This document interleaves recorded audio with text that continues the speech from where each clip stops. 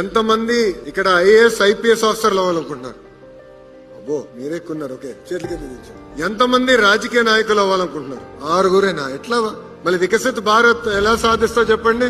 రాజకీయాల్లో మీరందరూ భాగస్వామి అవ్వాలి. Every role to play.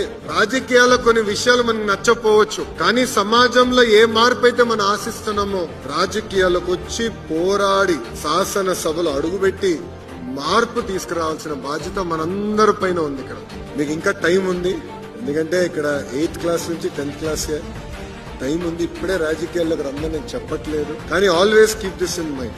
Think about politics. Think about the change you want to bring in. Think about the positive leadership you want to see and debate, discuss. నేను చివరిగా మిమ్మల్ని అందరినీ ఒకటే కోరుతాను, మీరు ఏ రంగానికి వెళ్ళినా, ప్రపంచంలో ఏ దేశానికి వెళ్ళినా, make Andhra Pradesh proud and make India proud.